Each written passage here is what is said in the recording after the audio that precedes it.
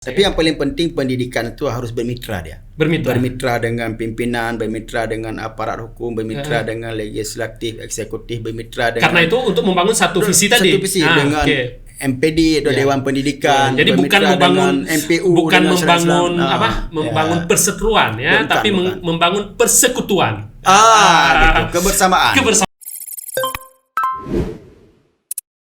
Hari ini kita akan bincang-bincang tentang politik pendidikan ya. Jadi pendidikan itu bukan hanya ruang kelas, bukan hanya soal pengetahuan, bukan hanya soal materi belajar RPS, SAP, kan di apa? Kalau di ini di sekolah apa? Kalau di kuliah RPS, RPP ya kan? RPP dan lain sebagainya. Tapi ada hal yang sangat penting dalam pendidikan itu adalah politik ya, politik kebijakan pendidikan ya, politik pendidikan. Jadi di sini bersama saya sudah ada Bapak Dr. Silahuddin MAG. Assalamualaikum Pak Silahuddin. Warahmatullahi wabarakatuh. Terima Jadi kasih Pak Silahuddin adalah dosen di UIN Araniri Banda Aceh, dosen di Pascasarjana UIN Araniri. Sekarang menjadi kedua program studi pendidikan agama Islam, pendidikan doktor agama Islam. Dan ada yang menarik ini dengan Pak Silahuddin. Beliau adalah mantan Kepala Dinas Pendidikan. Jadi bukan hanya seorang akademisi pendidikan, tapi juga seorang praktisi ya. Pernah praktek dalam pembangunan pendidikan sehingga sangat paham tentang bagaimana politik dan pendidikan, politik dan pendidikan, pendidikan dan politik, dan pendidikan politik itu sesuatu yang berbeda. Oke. Jadi Pak Sila, kita bicara tentang politik pendidikan. Sejauh mana sebenarnya politik itu berpengaruh pada kebijakan pendidikan? Ya, baik. Terima kasih Pak Sehat sebelumnya. Assalamualaikum warahmatullahi wabarakatuh pada Pak dan semua pendengar dari Habah Suluh. Ya, Habah Suluh ini luar biasa. Ini sebuah tempat diskusi yang disediakan oleh Pascasarjana UIN Araniri Banda Aceh yang kemarin di launching oleh langsung oleh Pak Rektor. Ini luar biasa, tempat kita bertukar pikiran, bertukar pengalaman dan saling berbagi cerita yang baik. Ya baik. Saya alhamdulillah telah melewati beberapa fase dalam dunia pendidikan. Sebelumnya saya pernah bekerja di beberapa lembaga, termasuk lembaga Dinas Syariah Islam, di lembaga sarjana penggerak pembangunan. Itu lembaga apa itu? Di perkantoran, perkantoran. Istilah saya kontrak. Dan kalau dulu di WH. Jadi Pak Sila WH juga? WH juga. Mantan WH. Jadi itulah beberapa dunia yang sudah saya lewati. Setelah tsunami saya bekerja di beberapa NGO di Save the Children dan juga di USAID yang menangani pendidikan. Dan tetap di dalam pendidikan. Dalam pendidikan. Saya tetap berpendidikan. Kemudian saya sebagai dosen UIN Sumatera Utara. Kemudian pindah ke Aceh. Jadi dosen UIN. Nah, ini yang dari pertanyaan Pak Sahan. Alhamdulillah kemudian saya dipercayakan sebagai Kepala Dinas Pendidikan dan Kebudayaan di Aceh Besar. Ada hal menarik yang saya alami. Jadi beberapa pengalaman pekerjaan saya di luar sebelum menjadi Kepala Dinas Pendidikan itu menjadi pendukung bagi saya untuk bagaimana melihat konsep-konsep yang sudah kita bangun bersama itu kita implementasikan di dalam dunia nyata di Dinas Pendidikan. Itu kalau kabupaten itu melingkupi dari TK sampai dengan SMP. Sebentar. Kalau Dinas Pendidikan di kabupaten berarti mengurus sekolah. Oke. Dan itu dari TK sampai SMP. TK sampai SMP. Nah, ada yang menarik bahwa sukses tidaknya kita dalam dunia pendidikan itu sangat didukung oleh politik. Sangat didukung oleh politik. Itu yang enak kita dengar. Politik. Apa maksudnya ini? Artinya tentunya pimpinan siapa saja yang terpilih, tentunya sudah punya tim. Terpilih apa ini maksudnya? Misalnya jadi bupati, jadi gubernur atau jadi siapa saja, tentunya ada tim, yang apakah tim konsep ataupun apapun namanya. Itu biasanya kita tetap berafiliasi ke itu. Maksudnya tetap berafiliasi, nanti ada dibuka fit and proper test dan kita ikut biasanya. Nah, jika pimpinannya itu punya visi dan misi yang jelas terhadap pendidikan, itu sangat membantu kita. Sangat membantu kepala dinas pendidikan dalam mengimplementasikan konsep-konsep yang sudah ada dalam pendidikan. Nah, di samping karena di sebuah lembaga pendidikan itu atau lembaga di daerah itu punya ada bupati, ada DPR, ada stakeholder lainnya, berbagai pihak-pihak lainnya yang mendukung itu. Nah, jadi yang saya rasakan, mungkin juga orang lain merasakannya itu. Jika pimpinannya itu punya visi dan misi jelas dalam pendidikan, maka enak sekali kita bergerak dalam pendidikan. Tetapi jika ada pimpinannya tidak punya visi punya visi pendidikan, itu agak susah. Karena kita harus mengkonsep dan menawarkan lagi sama dia. Kalau dia setuju. Jadi tidak nyambung nyambung antara kita menginginkan A sementara yang lain menginginkan B. Ini susah. Maka menurut saya kita sebagai akademisi sekarang itu harus menyampaikan kepada masyarakat bahwa untuk bisa jalannya pendidikan yang baik, tentunya harus pemimpinnya itu paham pendidikan.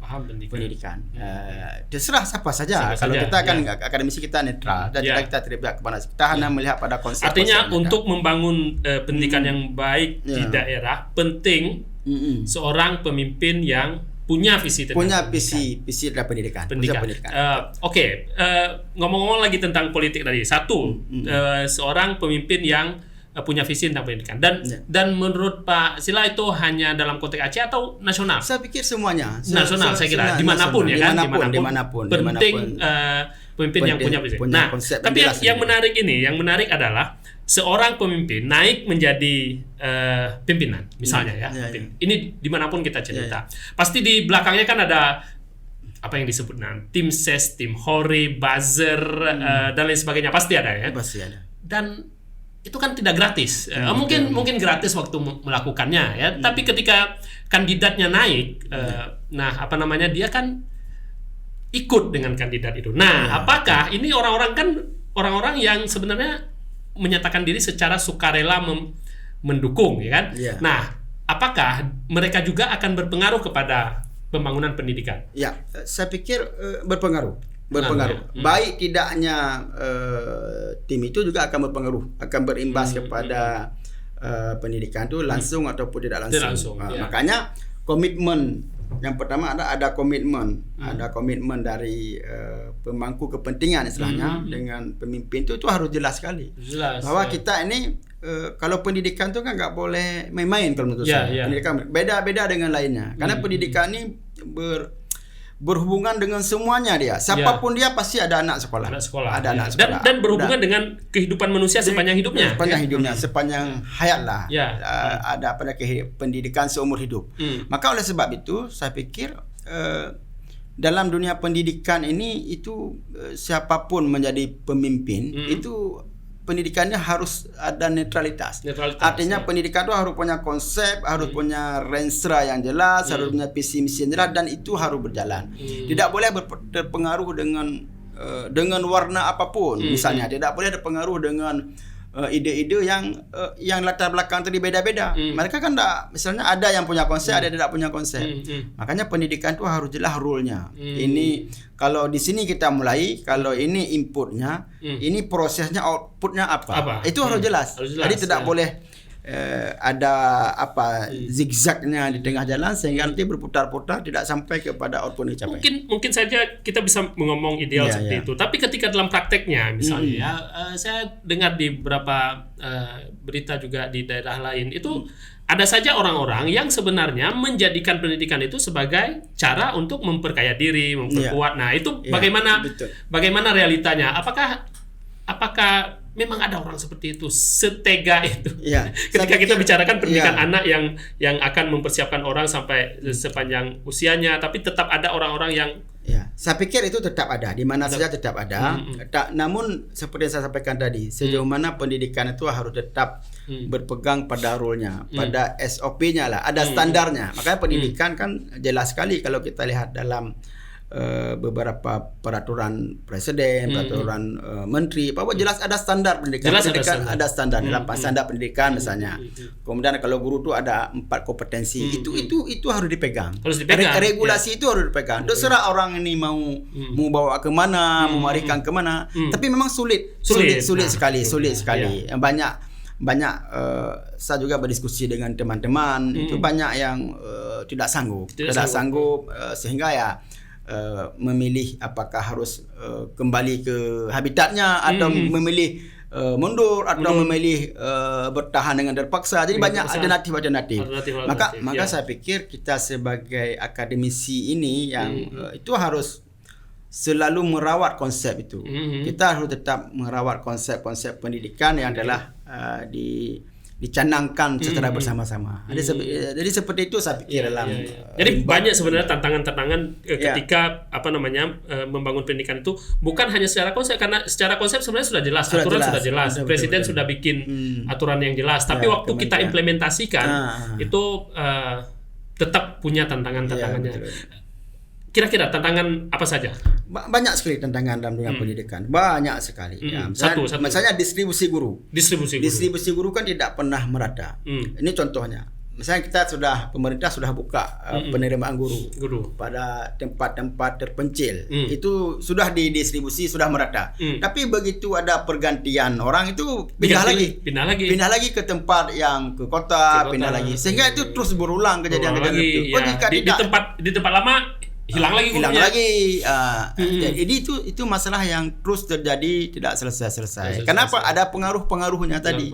Jadi harus sudah mengurus pindah, telah ada rekomendasi, telah ada macam-macam. Ini yang saya pikir ada relasi politik tertentu misalnya. Kan? Jadi saya pikir makanya dari pemerintah harus membuat regulasi itu yang lebih tegas.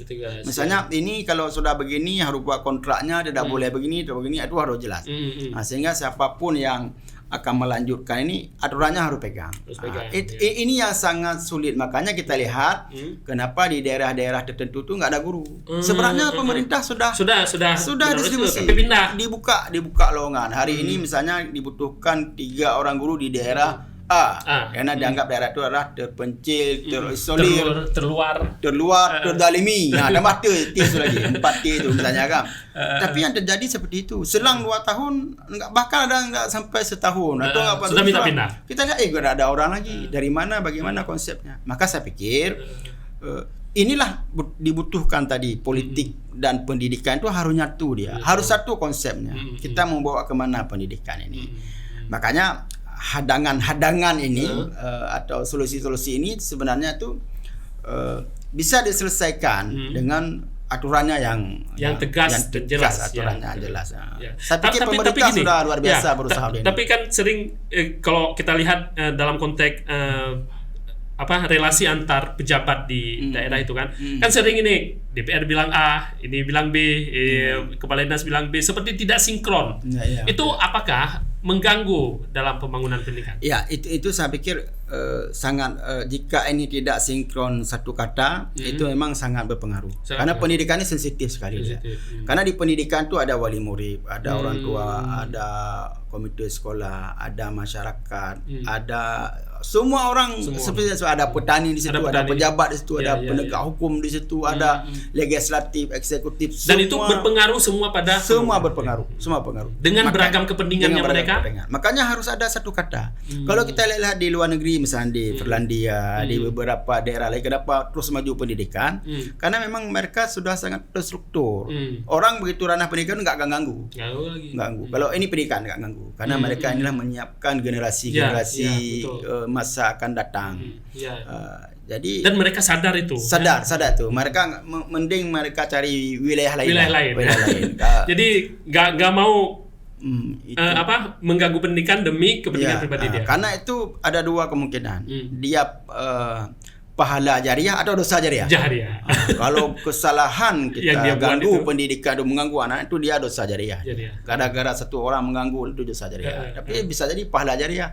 Karena kita satu konsep membangun itu dan dia anak yang kita didik menjadi orang dan dia mendidik orang lain itu menjadi pahala jariah. Maka saya pikir ini fatwa baru juga ini ya. Pahala jariah dan dosa jariah pendidikan ya. Jadi saya sesuai yang disampaikan oleh Pak Sehat tadi, pendidikan ini nggak boleh main-main sebenarnya, nggak boleh main-main. Mending berpolitik yang kalau politik baik silakan, tapi politik yang itu silakan di depan lain saja. Pokoknya gitu. Pendidikan tidak bisa dipolitik. Jangan diganggu. Sayang sekali. Berdampak kepada luas. Sangat luas sekali. Mungkin kita nggak makan satu hari bisa lah. Sebulan aja kita nggak makan nggak. Orang puasa sebulan. Tapi begitu pendidikan tuh salah satu hari itu dia. Saya pernah diberikan ilustrasi itu seperti orang mengambil air dalam sumur, goyangnya semua tuh. Padahal hanya sedikit, satu timba, tapi goyangnya semua sampai ke dasar sumur bergoyang. Jadi pendidikan seperti itu. Kalau digoyang satu timba itu sampai goyang semua. Jadi rule yang sudah kita inginkan itu nggak akan tercapai.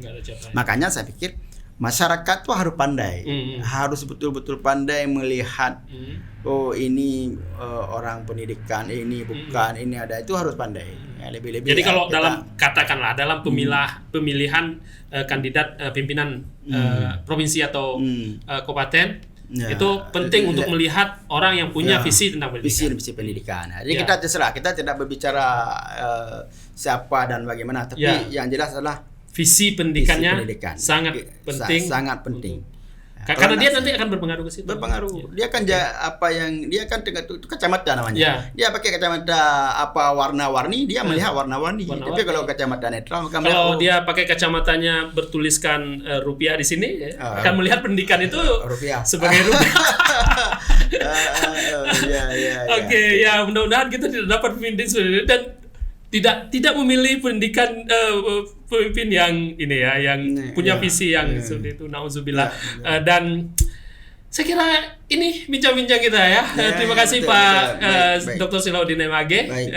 Ini sebuah pencerahan awal bagi kita untuk melihat lagi dunia pendidikan, politik pendidikan, bagaimana mengembangkan pendidikan. Jadi mengembangkan pendidikan itu bukan hanya persoalan mengajar di kelas, menyiapkan macam-macam itu salah satu. Tapi sangat penting juga bagaimana pimpinan atau otoritas atau stakeholder yang terkait dengan pendidikan mengambil kebijakan dan memanage dan punya visi, kata Pak Sila tadi. Jadi kalau tidak punya visi tentang pendidikan, artinya tidak akan ada pendidikan yang berkualitas. Tapi yang paling penting pendidikan itu harus bermitra dia. Bermitra dengan pimpinan, bermitra dengan aparat hukum, bermitra dengan legislatif, eksekutif, bermitra dengan. Karena itu untuk membangun satu visi tadi. Satu visi dengan MPD atau Dewan Pendidikan. Jadi bukan membangun MPU, bukan membangun perseteruan ya, tapi membangun persekutuan. Gitu. Kebersamaan.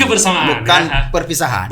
Karena bukan perpecahan. Tidak boleh berjalan sendiri pendidikan itu. Kalau ibarat saya sering mengatakan satu kata. Tidak boleh ada 3 kata, 4 kata, satu kata. Satu kata sama-sama membangun. Jadi insyaallah kalau seperti itu maka dunia pendidikan itu akan kembali ke habitatnya. Begitu kira-kira pendidikan untuk membangun bangsa. Mensehatkan pendidikan Pak Sehat. Ini kata Fauzan Pak Sehat tadi mensehatkan pendidikan. Menyehatkan pendidikan. Ya. Baik, terima kasih Pak Silahuddin, terima kasih teman-teman yang sudah membantu proses ini. Ini bincang-bincang awal kita di program Habasulu Pasca Sarjana, dan insyaallah kita akan ketemu di prodi pula ini. Pikiran saya prodi terus ini. Di program-program selanjutnya. Assalamualaikum warahmatullahi wabarakatuh. Waalaikumsalam warahmatullahi wabarakatuh. Sukses semuanya untuk Anda. Oke, ada.